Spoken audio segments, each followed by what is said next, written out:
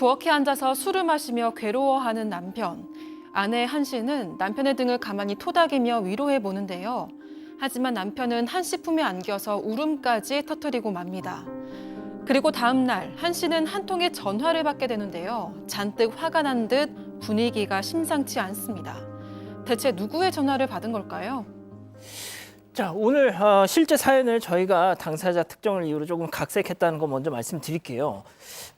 자, 대체 누구 전화를 받고 저렇게 화가 났는지는 찾아보기로 하고요. 자, 술 마시고 우는 남편과는 이 사연자 띠동갑이다. 네, 그렇습니다. 6살 딸을 둔 20대 여성 한 씨가 주인공이에요.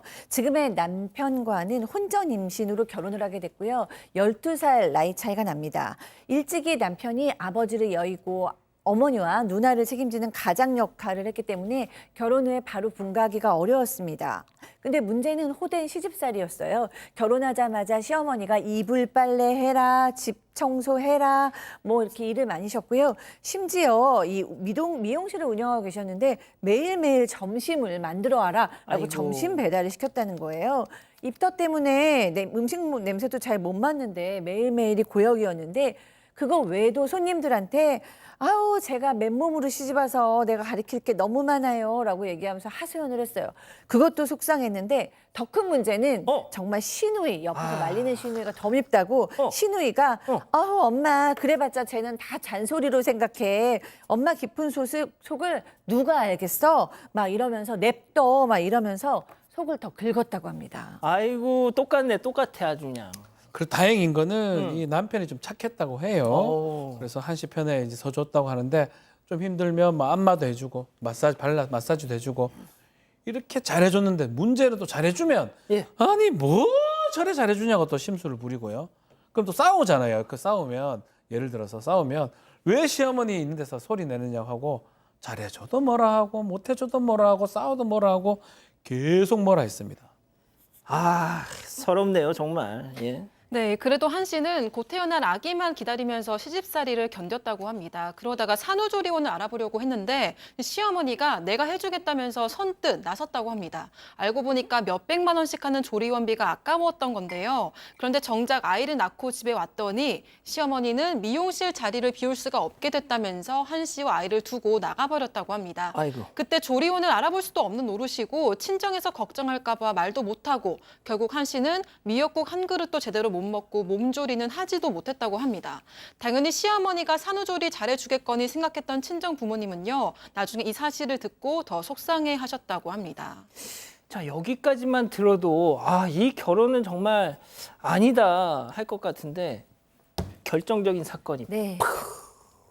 사건이 일어났습니다. 딸아이가 2살 정도 됐을 때 시누이가 결혼할 사람이라면서 한 남자를 데리고 왔어요. 근데 결혼을 못할 것 같은 사람이 이 딸이 그 사위 될 사람을 데려오니까 너무 기분이 좋아하셔가지고 뭐 과일도 내놓고 차도 내놓고 밥도 내놓고 막 내놓는 거예요. 그러니까 부엌에서 이 한 씨는 계속 일을 했습니다. 그런데 그때 갑자기 아이의 자지러지는 울음소리가 들리는 거예요. 왜요? 쿵 소리가 났고요. 그래서 뭔가 봐서 보니까 그 시누이 남편 될 사람이 애가 귀엽다면서 아이를 안고 놀아주다가 그냥 떨어뜨려 버린 겁니다. 그러니까 이제 이 엄마는 너무너무 놀라잖아요. 그래서 무슨 일이에요? 이러고 큰 소리를 냈어요. 그랬더니 갑자기 그 시누이가 나타나가지고 한 씨 뺨을 딱 때리면서 어디 감히 시매부 될 사람한테 소리를 지르냐고 이런 거예요. 그런데다가 시어머니도 옆에서 뭐 애가 그렇게 크게 다친 것도 아닌데 살짝 푸한 거 가지고 넌 왜 이러냐 그러면서 애가 보고 배운다면서 막 소리 지르면서 또 나무랬습니다. 한 씨는 너무 어이가 없어서 그 길로 그냥 짐을 싸서 친정으로 왔습니다. 아니, 은배 팀장님, 세상에 시누이가 어떻게 뺨을 때리기는. 그렇죠.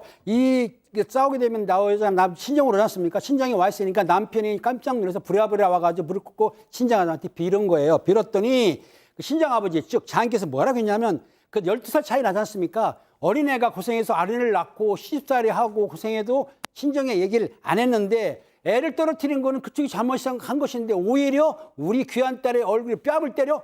저 같으면 용서를 못하죠. 용서 안 되죠. 자, 그렇게 호령을 치니까 그리고 자, 이혼하라 그랬단 말이에요. 그랬더니 이 남편 어쩔 줄 모르면서 눈물도 글썽거리면서 빌기 시작했던 거예요. 자, 그러면서 뭐라 했냐면 장인은 그랬겠죠. 갈라서라면 갈라서 이렇게 오. 했는데 이 남편은 갈라서기가 싫은 거예요. 그래서 이제 조건을 제시한 거예요. 이것만큼은 안 되니까 어떻게든 분가를 하겠다.